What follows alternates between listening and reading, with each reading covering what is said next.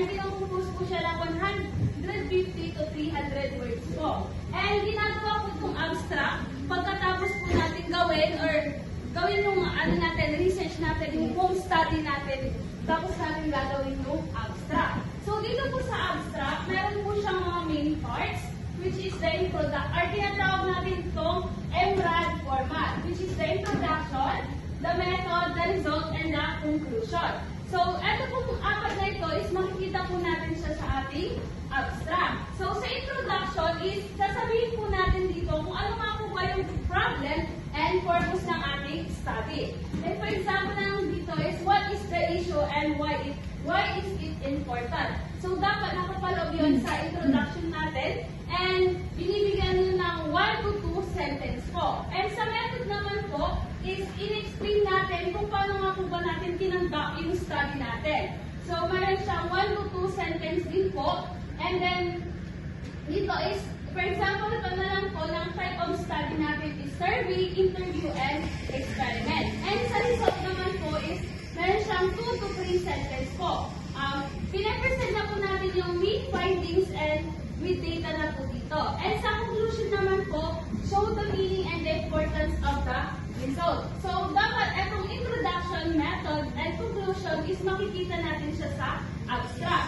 And sa abstract po is kailangan, hindi po siya naka-indent kapag yung sa first sentence po or sa pinakauna. Kailangan po, diretso lang po siya ilalagay sa abstract. And dito rin po sa abstract is kailangan meron po nakalagay kung para saan nga po ba yun, yung mga method, yung mga result, and conclusion na magkakasunod. Yun po yung una is introduction. Like for example na lang po is itong research study ni Ma'am Kiko na sinan niya. And kung mapapansin nyo is hindi po naka-indent yung paragraph niya. And dito naman po is meron naman po tayong step-by-step writing process. So first is, bago po tayo gumawa ng abstract, kailangan po is natapos na po natin yung research natin from 1 to 5 po. 1 to 5 yung chapter na gagawin natin. And next naman po is pick key ideas from each part.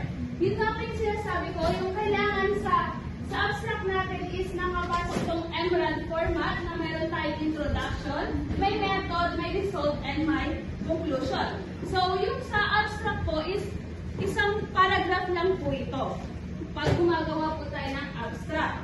And next naman po, ngayon naman po, ipo-combine mo po itong yung MRAD format ng isang paragraph lang po.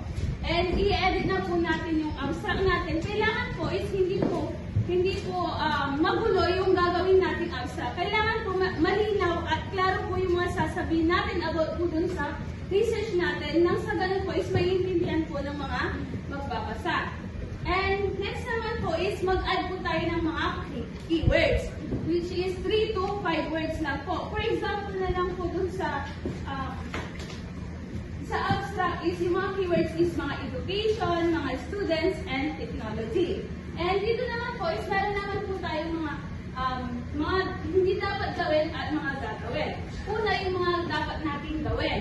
So, pag gumagawa tayo ng abstract, ito is ginagawa natin siya sa pinakalas, which is matatapos muna dapat natin yung mga buong study natin bago natin gawin ang abstract. And use past sentence. Kasi nga po, natapos na po yung study natin or yung research natin. And include the result. Pag po tayong gagawa ng kung ano-ano, dapat po naka-align po doon or tama po yung result na nilalagay po natin sa abstract.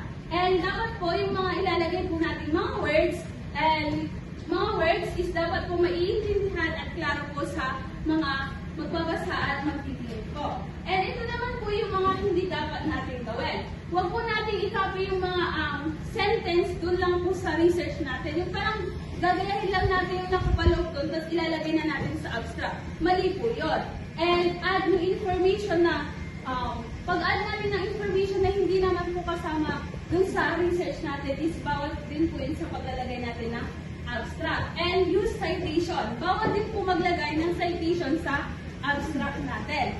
And dapat po sa abstract po is sa paggawa po ng abstract is bawal din po yung mahaba And nakaka-confuse po yung mga words. Kailangan po direct to the point kagad yung sasabihin mo sa abstract. Nang sa ganun, yung mga magbabasa or titingin ng research nyo is klaro na kagad yung magbasa pa lang nila sa abstract. Kasi sa abstract, yun na po yung parang summary ng inyong research.